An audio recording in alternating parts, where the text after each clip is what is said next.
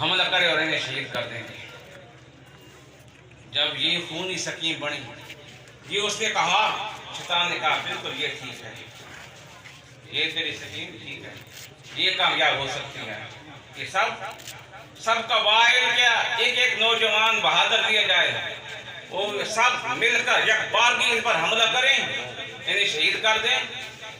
پھر بنو ہاشم ہر ایک سے لڑنے کی طاقت نہیں رکھتے، یہ اتنے قبیلے ہیں، ہر ایک سے وہ کیسے لڑیں گے؟ بنو ہاشم بالآخر بات آئے گی خون بہا پر، تو ہمارے پاس بڑے پیسے ہیں، ہم خون کا بدلہ دے دیں گے، ہم خون کا بدلہ دے دیں گے۔ یہ سکیم شیطان کو بڑی پسند آئی، اس نے کہا بالکل یہی سکیم ٹھیک ہے، یہی کارگر ہو سکتی ہے۔ اس پر فیصلہ ہو گیا سب کا، یہ خونی سکیم تیار ہوئی، فیصلہ ہو گیا کہ آج رات ہم نے حملہ کرنا ہے ان کے گھر پر۔ ادھر خدا کی بارگاہ سے جبریل امین حاضر ہو گئے، آ کر یہ وحی سنائی، وَإِذْ يَمْكُرُ بِكَ الَّذِينَ كَفَرُوا يُثْبِتُوكَ أَوْ يَقْتُلُوكَ أَوْ يُخْرِجُوكَ وَيَمْكُرُونَ وَيَمْكُرُ اللَّهُ وَاللَّهُ خَيْرُ الْمَاكِرِينَ۔ یا رسول اللہ، اس وقت کو یاد کرو جب یہ کفار آپ کے خلاف خفیہ تدبیریں کر رہے تھے، آپ کو شہید کرنے کی، آپ کو نکالنے کی، آپ کو قتل کرنے کی، آپ کو قید کرنے کی یہ سکیمیں بنا رہے تھے۔ اسی وقت تمہارا خدا بھی خفیہ تدبیر کر رہا تھا۔ خدا محمد کے ساتھ ہے، اس وقت تمہارا خدا بھی خفیہ تدبیر کر رہا تھا۔ واللہ خیر الماکرین، اور خدا خفیہ تدبیر کرنے والوں میں سب سے بہتر ہے۔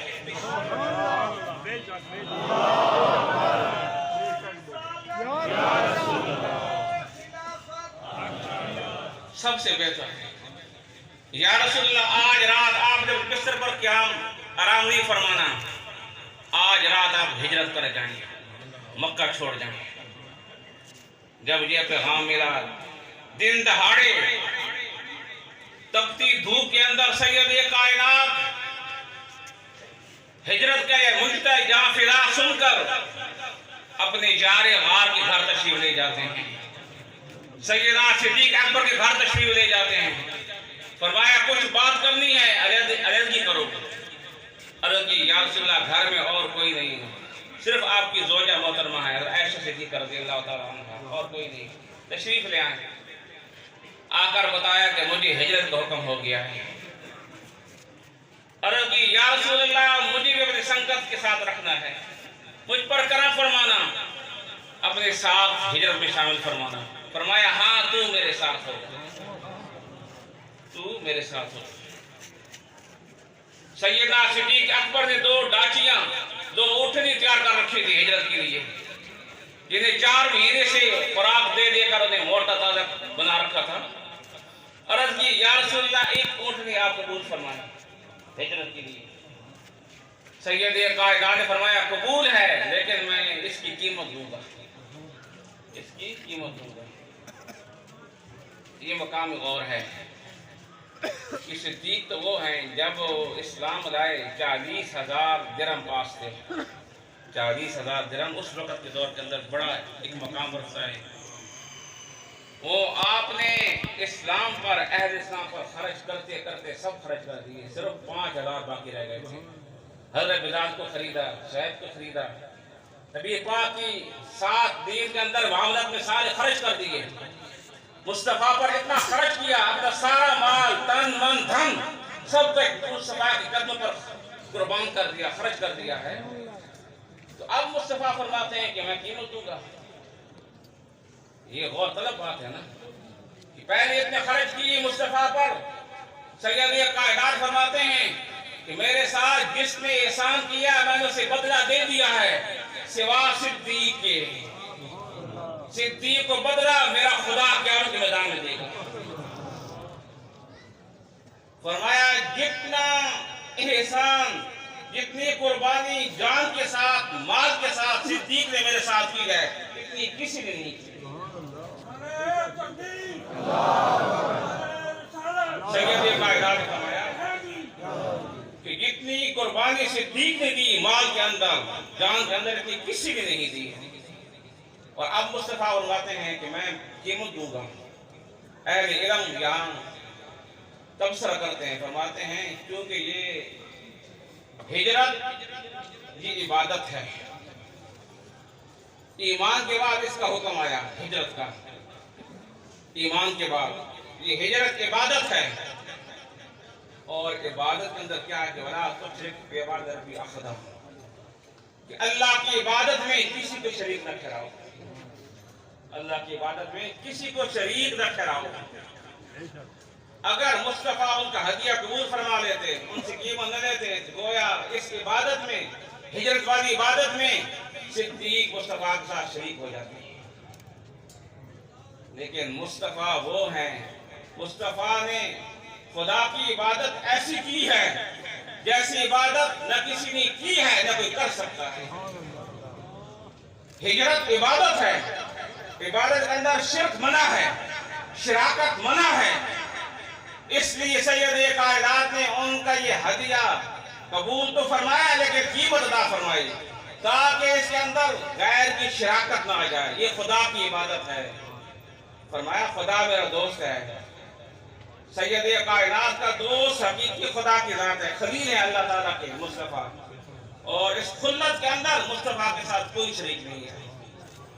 سارے مخلوقات میں سب سے افضل محمد الرسول اللہ ہیں، جو سب سے افضل ہیں، ان کی عبادت بھی سب سے افضل ہے، ان کی ذات میں کوئی شریک نہیں، ان کی عبادت اندر بھی کوئی شریک نہیں ہے۔ یہ شان مصطفیٰ ہے، اس لیے آپ نے قیمت دی اس اونٹنی کی۔ پھر وقت طے ہوا کہ رات کے وقت یہاں سے نکلیں گے۔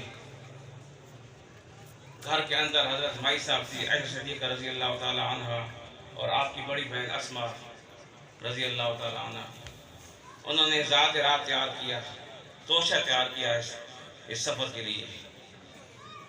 تو توشہ وہ سامان، سفری سامان، تو پتہ چلا نا سفر پر جانا ہو تو سامان ساتھ لے جانا، یہ سنت مصطفیٰ ہے۔